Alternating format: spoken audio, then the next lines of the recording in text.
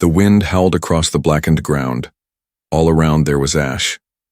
The sky was dark with smoke, and the land looked like it had been burned by war or fire. Nothing moved. Nothing lived. Kyle, a human supply runner, walked slowly through the ruined alien village. His boots crunched over broken stone and bones. The place had once been full of life. Now it was only death. He had come here by accident. His shuttle had taken damage during a storm, and he landed nearby to make repairs. But when he saw the smoke from a distance, curiosity made him check the place. He held his small scanner in one hand and a plasma torch in the other. The buildings were destroyed, burn marks covered the walls, signs of a fight, but no bodies, no voices. Then he heard it, a soft sound, weak, a cry. Kyle froze. He turned his head and listened again. It wasn't the wind. It was a voice.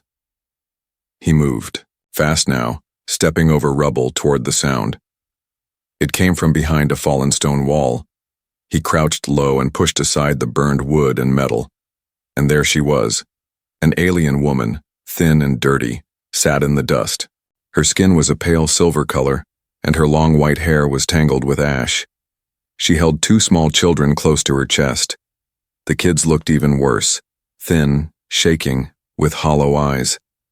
The woman looked up at Kyle with wide, fearful eyes, but then she seemed to realize he wasn't one of the attackers.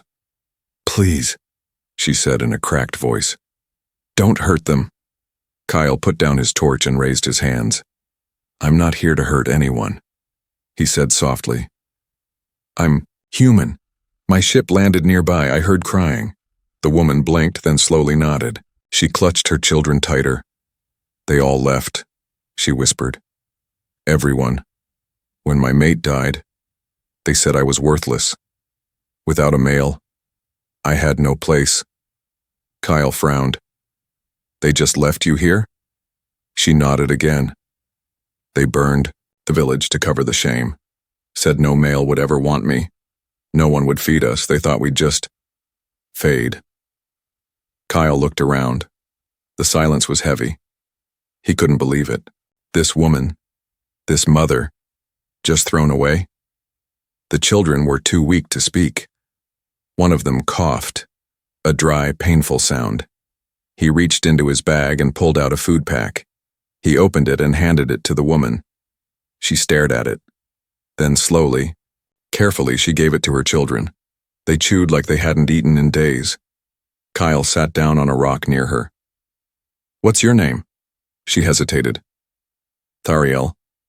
"Thariel," he repeated. "I'm Kyle." For a moment, they said nothing more, just the quiet sound of the kids eating and the wind blowing across the dead village. Then she looked at him. Her voice shook. "I know I mean nothing to your kind or mine, but if you go now, we'll die. The ash wolves come after dark. They smell weakness." Kyle looked at the sky. The sun was already falling. "Wolves?" he asked. She nodded. "Monsters with red eyes. They hunt the forgotten." Kyle stood up and looked around.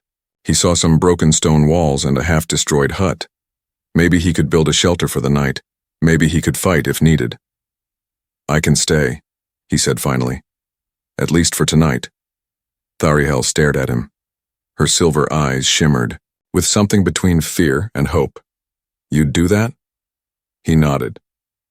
"I won't leave children to be eaten. I'm not that kind of human." Her lips trembled. Then she whispered, "Then, I give you all I have. My thanks. And my loyalty. You are our hope now, human." Kyle didn't know what to say to that. He simply picked up his gear and began working. As the sun disappeared and shadows grew longer, Kyle built a fire with whatever scraps he could find. He kept his torch close. His hand never left his blaster, and behind him, under the remains of a wall, a broken alien mother and her two children slept for the first time in peace, because a human had answered their cry. But the night was far from safe. In the darkness beyond the firelight, something growled. Morning came with cold wind and red skies. The fire had died. Ash covered everything like a dirty blanket. Kyle stood with his blaster ready, eyes still watching the dark hills. Where the ash wolves had come and gone, they hadn't attacked fully, just tested him. He could feel it. They would return. Behind him, Thariel sat quietly with her 2 children. They had eaten again, thanks to Kyle's food pack, and now the youngest was finally sleeping against her chest.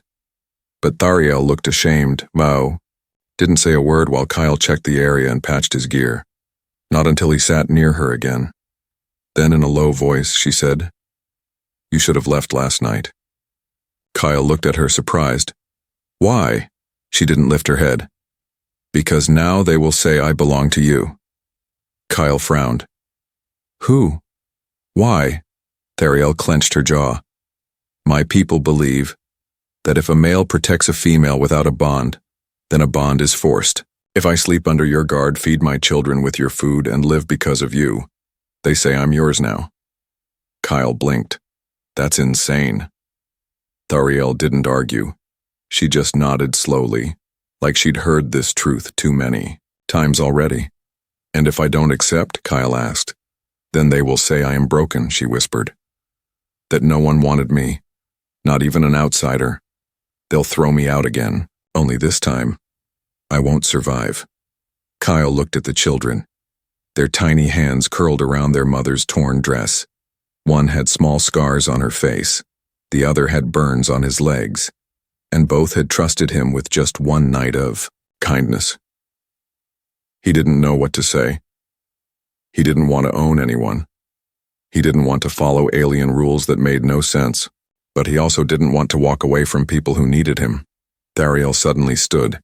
She walked to the broken hut and picked up something wrapped in cloth. She returned and held it out to Kyle. It was a ring made of bone and dark metal. Old, worn, carved with symbols. "This was my mate's," she said softly. "If I wear it again, they will accuse me of pretending. If you take it, they will accept you." Kyle didn't take the ring. He stared at it. "I'm not trying to marry you, I just wanted to help." Thariel's hand shook slightly. "Then leave before they come back. Leave, and let me say a human used me and walked away. At least that's a story they will understand." Kyle didn't take the ring, but he didn't leave either. Instead, he said, "I'm not good with strange customs, but I'm good with machines. I'm good with staying alive, and I'm good with people who need help." He looked her in the eyes. "You're not broken. You're just trapped in a world that doesn't know your worth. But I see it, and I'll protect your kids, not because I want to own you, but because it's right." Thariel's eyes watered, but she turned away before he could see a tear fall. Just then, the sound of approaching voices broke the silence. She stiffened. "They're coming. The elders." Kyle grabbed his gear. "Let them come, I'll talk." But Thariel grabbed his arm. "No. You don't understand. They don't talk, they judge, and they expect obedience. If you challenge them, they'll mark you as a threat." Kyle nodded slowly. "Then I'll be careful." But as the alien elders arrived, tall, cold-looking males with sharp eyes and robes made of bone cloth, one of them pointed straight at Thariel. "She still lives?" the elder barked. "And she lies with a human? Disgusting." Kyle stepped forward. "She didn't lie with anyone. I helped them survive," another elder hissed. "That's enough. She lived under your guard. You shared food. You shared night, fire. That is a bond." Thariel didn't argue. She just looked down. The oldest elder growled. "The human must claim her, or we take the children. She cannot raise them without a male, you know the law." Kyle clenched his fists. "Take the children? Over my dead body." The elders exchanged dark glances. Thariel finally spoke. In a quiet, shaking voice, she said, "Please, Kyle, don't fight them. Just say I'm yours, that's all. Just words. For them, but for me, it means my children live." Kyle looked at her, then at the kids, then at the harsh sky. He didn't know what future this world held. But he knew one. thing for sure. He couldn't let them suffer alone again. The sun sank low behind the hills and the sky turned dark purple. Cold wind blew dust across the dead village. The fire crackled weakly beside the broken wall, where Kyle sat with his blaster across his lap. Thariel was silent. Her children had fallen asleep wrapped in Kyle's extra blanket. She hadn't said a word since the elders left, their cruel judgment still hanging in the air. "You didn't have to say that," Kyle whispered, not looking at her.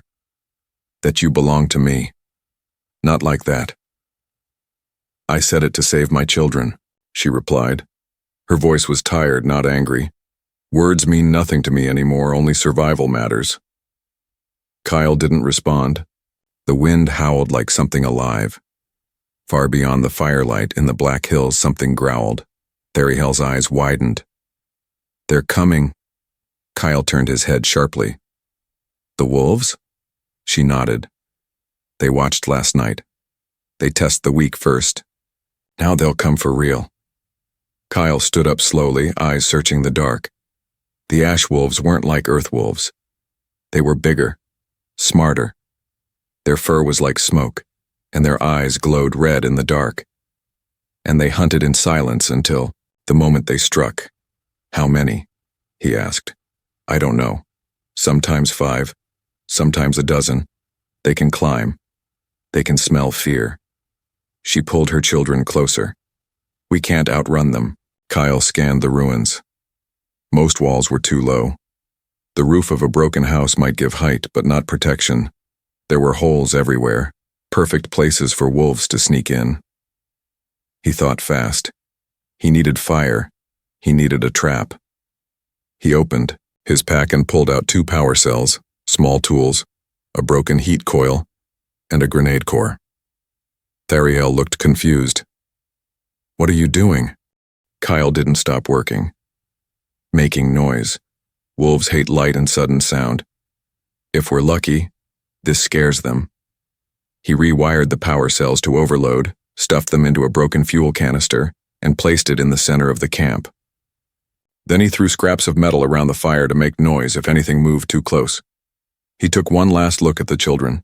They were breathing slow, unaware of what might happen soon. Then Thariel stood beside him, her thin frame trembling. She held out a jagged spear made from broken bone. "It's not much," she said, "but I'll fight with you." Kyle looked at her. "You sure?" She nodded. "I already lost everything once. I won't lose them again." A low snarl echoed through the air, closer this time. Kyle turned slowly. And then he saw them. Red eyes, at least 6, moving like ghosts through the ash. Their bodies were long, lean, and black as night. They didn't bark. They didn't howl. They just watched.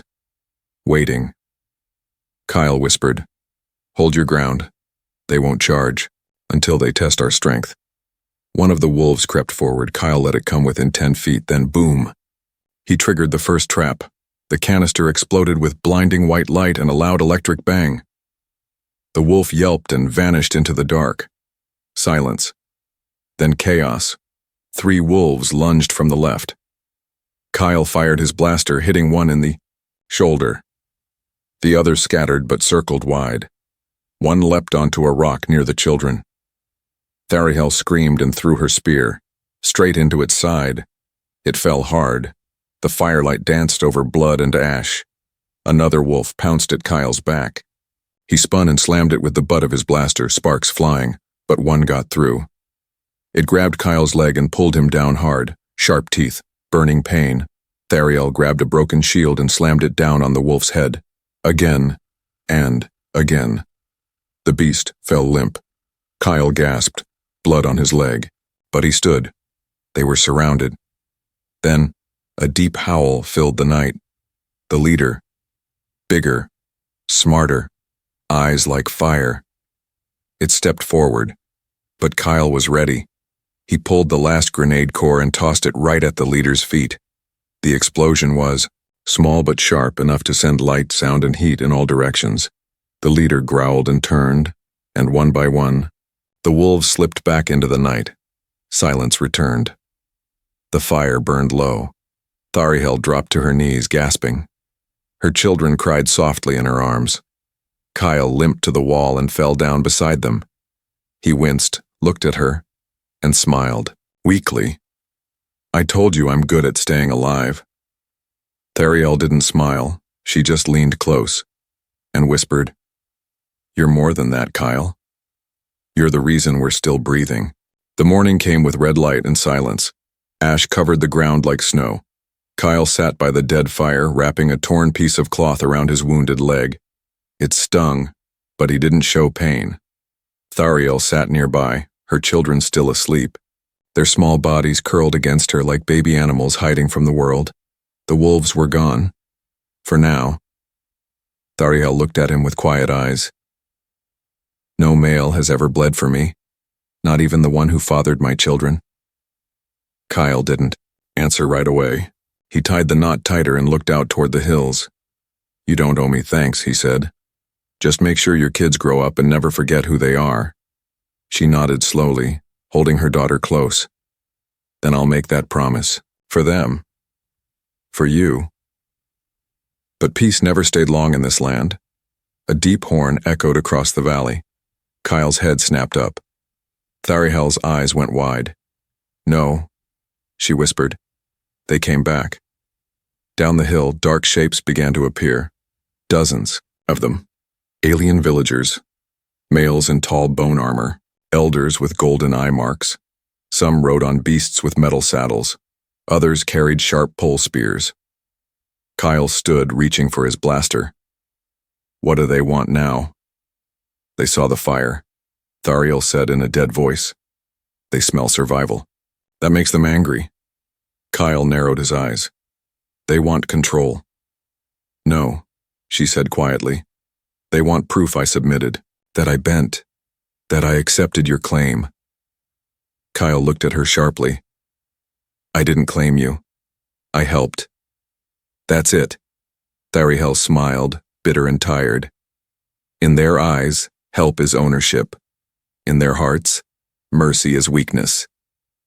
The aliens arrived without smiles. One elder stepped forward, his robe dragging across the ash like a snake. His eyes were cold as ice. She lives, he said loudly as if it was an insult. And the human still stands beside her. Kyle didn't flinch. I saved her life, her kids too. And I'd do it again. The elder raised one long finger. Then by the right of burning dust, she is yours. Thariel looked down. Kyle stepped forward. You don't get to decide that. Another elder spoke. You shared fire. You shared food. You fought in her defense. That is the old law. Kyle looked at Thariel. What if I refuse? The elder laughed. Then she is worthless, and her children are taken. We will raise them among the drones. They will forget her. Kyle's hand twitched near his blaster, but Thariel moved first. She stood tall, lifting her chin. No, she said. You won't take them. The crowd hissed. Some looked shocked, others disgusted. She speaks against her elders.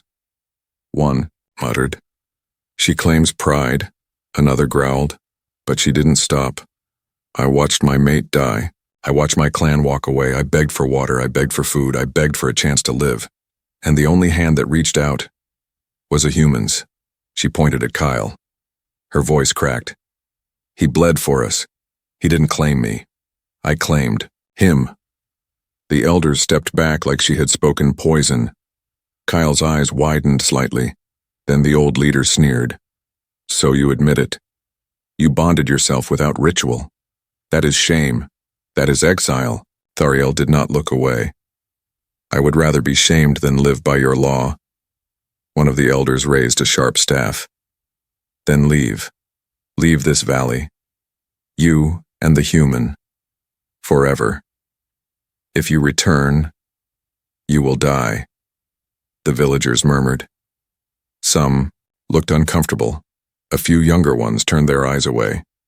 Thariel stepped back toward Kyle and took her children's hands. The elder spat on the ground. Go, broken mother. Go, foolish human. Let the wolves take you next time. They turned and left, No one helped. No one stayed. The valley felt colder than ever. Kyle looked at Thariel as the last figure disappeared behind the hills. "You didn't have to speak like that," he said. She looked at him and whispered, "Yes, I did. Because for the first time, I wasn't afraid." Kyle took a deep breath, then nodded. "Then we walk," he said. "Let's find a place where their laws don't reach." And with ash behind them and nothing but sky ahead, the human, the widow, and her children began their journey into the unknown. The road through the wastelands was quiet but dangerous. Black rocks jutted from the ground like broken teeth. Wind blew sand across their path, and the sky above shifted between gold and red. Kyle walked ahead with a rough walking stick. Thariel followed with her children close, their tiny feet wrapped in cloth to protect from the heat. No one spoke much. There was too much to carry: fear, shame, and questions. On the third day, they stopped in the shade of a broken tower, a remnant of an ancient world now buried in dust. Kyle lit a small heat stone and gave the last water pouch to Thariel. She took a small sip and passed it to her children. "You first," she whispered to them. "Always you first." Kyle watched her. There was a strength in her that didn't match what her people had said. She wasn't weak. She was surviving. Every single day. "You should drink too," he said. She finally did, only after her children slept. They sat quietly near the firelight. The ruins around them made soft creaks in the wind. Then she spoke. "My mate was a prince." Kyle blinked. "A prince?" She nodded. "His blood was strong. His name was known across the clans. When he chose me, I thought I would finally matter." She looked up at the ruined sky. "I was wrong." Kyle stayed silent. He let her talk. He wanted a male heir, that's all. When my first child was a girl, he said nothing. When the second was a boy, he was happy. Until the boy showed signs of weakness, slow growth, soft bones. They called it bad seed. Kyle clenched his fist but didn't interrupt. "My mate changed. Cold, angry, distant. He blamed me for giving him broken children." She looked at her hands. "He said I had failed in the only thing I was made for." Kyle's jaw tightened. "He died in a Skyfall battle. The moment the message came, my clan turned their backs. No male to protect me, no future to offer. They left us behind like garbage." Her voice didn't rise. It was flat, hollow. "I begged them to take my son at least, to raise him among the healers. They laughed, called him cursed." She paused and looked at Kyle. "But you saw him as a child, not a curse. Just a boy needing safety." Kyle nodded slowly. "Because that's what he is." Thariel's eyes softened. "That's why I gave you the ring, not to trap you, but to protect them." Kyle leaned back against the stone wall. "I know, but I didn't come here looking to be anyone's savior. I'm just a mechanic. I fix things." Thariel's lips curled into a tiny, tired smile. "Then you fixed something much bigger." Silence again. Warm, gentle. Then Kyle asked, "What do you want now?" She looked at her children. "I want them to grow without shame. I want them to laugh without fear. I want them to know they're more than their blood." Kyle nodded. "Then let's build that. Somewhere new." Thariel turned to him. "You would stay? Even now?" He looked her in the eyes. "I already stayed once. Why would I run now?" She didn't reply. Instead, for the first time, she reached out and held his hand. Not as a request, not as a promise, just as something real. The days turned hotter, the nights turned colder, and still they walked. Kyle, Thariel, and the two children moved across the cracked land like shadows under twin suns. Food was low, water was less, but they didn't stop. They couldn't, because someone was following them. It began on the fourth morning after they left the ruined village. Kyle noticed footprints, too fresh, too sharp, not from animals, not from them. Someone else was close. Thariel felt it too. Her steps became faster. Her ears twitched at every gust of wind. She didn't speak of it, but her eyes, those silver eyes, were full of fear. Then came the message. A small drone, no bigger than a child's toy, flew over them at dusk. It stopped in the air and dropped a metal disc. It buzzed and crackled, and then a voice played. "You have broken clan law. The children are to be taken. The human will be punished. Run if you wish. We are coming." The message ended. The drone exploded itself in a flash of light and ash. Kyle caught Thariel as she staggered back in shock. Her hands trembled. "They sent the bone hunters," she said. "Elite trackers. They don't stop. They don't sleep. Once they're given an order, they finish it." Kyle checked his weapon. He only had 5 charges left. His leg still hurt from the wolf bite, but his voice stayed calm. "Then we move faster." They took the dry river path, longer, but harder, to track. Kyle built fake trails using old military tricks. He even left behind heated stones to confuse body sensors. Still, the fear followed. Every night the children whimpered in their sleep. Thariel whispered lullabies in her old tongue. Kyle stayed awake watching stars and shadows. Every sound made his hand grip the blaster tighter. But then came the storm. A red sandstorm rolled in on the 7th day, angry, hot, full of lightning. Visibility dropped to nothing. Wind screamed across the plains like 1,000 ghosts. Kyle shouted, "We have to find cover." They found a hollow cave hidden under broken stone pillars. It smelled like iron and dust. They crawled inside, coughing and blinking through sand. Inside was dark but safe. For the moment, Thariel helped the children settle. Kyle pushed a rock in front of the narrow entrance, leaving just enough space for air. He collapsed beside her, his arms shaking from the cold. But before they could rest, they heard it, a faint beep, then a small red light, blinking at the back of the cave wall. Thariel gasped. "Tracker beacon. It's old, but active." Kyle's heart dropped. "They led us here," he said slowly. "This cave was a trap." And outside, through the storm, they heard the low growl of engines. The hunters had found them. Thariel clutched her children. "We can't fight them. They wear armor. Their weapons melt stone." Kyle stood. "Then we don't fight. We outsmart." He pulled out his last plasma charge, cracked it open, and connected it to his old signal scrambler. Then he wired it to the beacon. "What are you doing?" she asked. He smiled faintly. "Sending them somewhere else." He tossed the beacon out into the storm, then activated the signal. Far away, the beacon flared, and the hunters turned to follow the false trail. Thariel stared at him. "You tricked them." "I fix things," he said, breathless. "Even problems like this." For now, they were safe again. But Kyle had seen the look in those hunters' red visors before. They'd be back. And next time, they wouldn't fall for tricks. The storm passed after 2 days. When Kyle pulled back the stone at the mouth of the cave, the sky was clean. Soft golden light touched the sand. No engines, no hunters, just quiet. He turned to Thariel. "We move. Now." They were all tired. The children were weak from hunger, and Kyle's leg throbbed worse each day. But they didn't stop. They had one last destination, a human outpost, far beyond the black spires. It was their only hope. It took 3 more days. On the final day, Thariel carried both children in her arms. Kyle limped beside her, leaning on a steel rod he'd turned into a crutch. His blaster was empty, but he still walked tall. When they reached the cliff above the valley, Kyle stopped. "There," he said. Below, in the golden dust, stood a human structure, square, strong, and shining under the sun.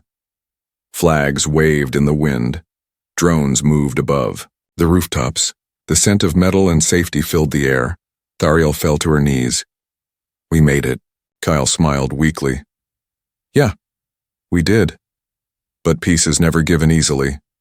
Just as they started down the cliff path, a dark shape rose behind them. A bone hunter. Only one, but armored, huge, and deadly. His face was hidden behind a mask, but his voice was clear. You ran far, but the law runs farther. Kyle moved in front of the children. You'll have to go through me. The hunter raised his spear. That was always the plan. He lunged. Kyle threw himself forward, using his crutch. Like a weapon. The hunter knocked him back with brutal strength. Blood sprayed from Kyle's shoulder. Thariel screamed. The children cried, but Kyle stood up again. One last time. You want to hurt them? He gasped. Then finish me first. The hunter stepped forward, but suddenly, a warning siren rang out from the outpost below. Human soldiers appeared. Dozens, rushing up the path with rifles drawn. Drones flew above with locked targeting beams. The hunter paused, looked around. One voice called out from below, strong and commanding. Step away from them. They're under human protection. The hunter snarled, then vanished into the dust. Defeated. For now. Thariel dropped beside Kyle and cradled his head in her lap. You're hurt. He smiled through pain. We made it, didn't we? She looked down at him, tears in her silver eyes. Why, Kyle? Why do all this? We're not even your kind. He looked at the children, one asleep, one hugging his broken arm. Then he whispered, because family isn't about kind. It's about choice. 2 weeks later, Kyle lay in a soft bed, his wounds healing slowly under the care of human medics. Thariel sat beside him every day. The children laughed now, real laughter in the gardens of the outpost, and on the 10th morning, Thariel brought something to him. A document. Simple words. Simple meaning. Human asylum bond request. Family unit formation. She held out a pen. I don't ask you as a law or a rule. I ask as a mother, as a woman who has seen your heart. Will you be ours? Kyle looked at her hand, then at the children watching from the doorway. He took the pen, signed, and smiled. Let's build something better, together.